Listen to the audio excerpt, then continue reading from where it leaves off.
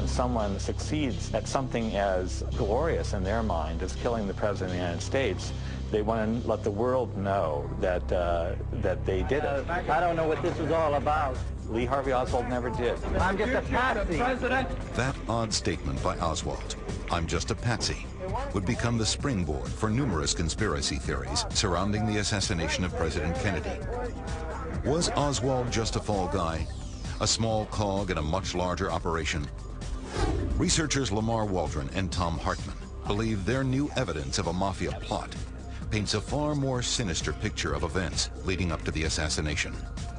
Are you going to have anything to say, Mr. Genevieve? Are you going to cooperate with the commission? In 1963, Bobby Kennedy's crusade against organized crime is about to provoke a retaliation he never envisioned.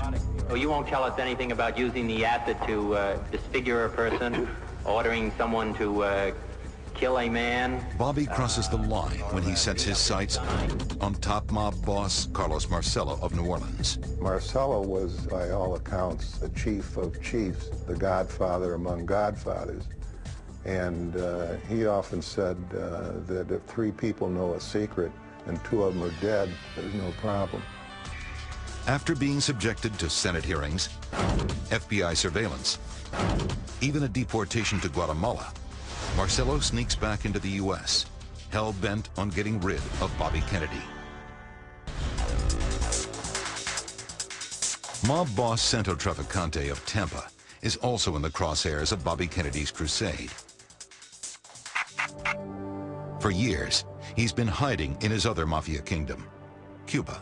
Havana was the #1 source of mafia funds before the Castro regime took power and threw the mafia out of the gambling casinos in Havana. It made Las Vegas look like chump change. In lieu of certain fringe benefits. With the heat on back in the States, and desperate for a return to the glory days in Havana, the mafia chiefs are more than willing when the CIA comes to them for help with those ongoing attempts to oust Castro.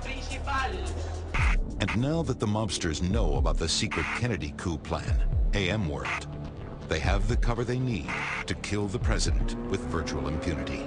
It would be impossible to thoroughly or publicly investigate JFK's assassination without exposing the plan for a coup in Cuba.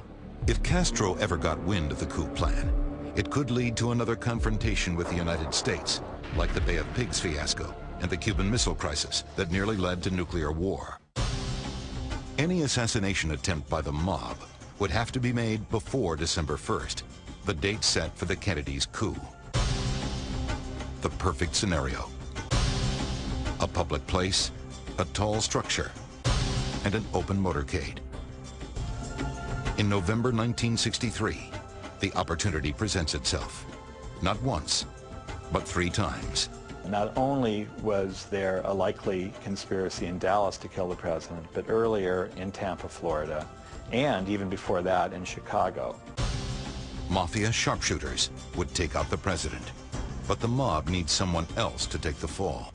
The reason that these 3 godfathers wanted to have a patsy involved in each one of the 3 attempts against John Kennedy in that roughly 2.5-week period there was that they wanted instantly for the attention or for the suspicion to be diverted away from them and toward Cuba. Through their CIA and law enforcement connections, the mob learns about the men in each city most likely to arouse government suspicion, even be arrested after the president is killed.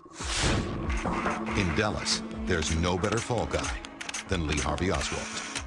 In Tampa, another pro-Castro supporter, Gilberto Lopez.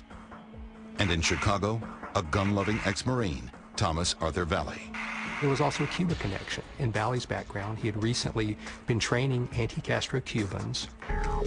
But only 3 days before the president's visit to Chicago, the mob loses its patsy there. Valley is caught during a traffic stop with a trunkload of rifles and ammunition. He's arrested, questioned, but never charged. The same day, there's another fatal blow to the mob's Chicago plan. Someone tips off the FBI that a team of hitmen is there, trying to assassinate the president. There were supposed to have been 4 men in this particular conspiracy. Secret Service agent Abraham Bolden is on detail in Chicago when the FBI contacts the field office there about the plan to kill the president. What happens next shocks Bolden. We were told no paper trail, that all of the files, notebooks, anything pertaining to that particular case had to be turned in to the special agent in charge, and we were told that case never existed. Kennedy's trip to Chicago is called off at the last minute.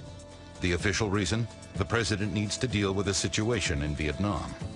This cancellation was so sudden, people were already starting to line up along the motorcade route, but the Kennedys were able to keep a lid on this threat, and so it didn't reach the press at that time. The assassination threat is never made public. Agent Bolden later tries to contact the Warren Commission on his own. He knows his superiors will be furious.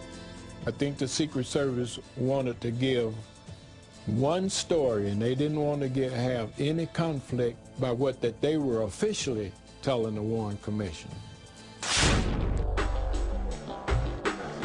But days before he's to testify, Bolden is arrested.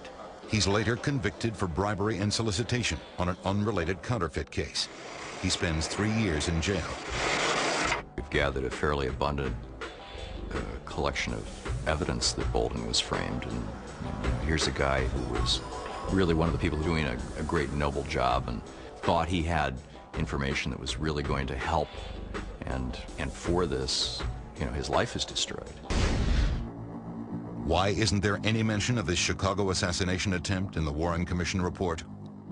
It does show how secret those attempts were, and that the secrecy surrounding those attempts were linked to national security concerns related to the coup plan.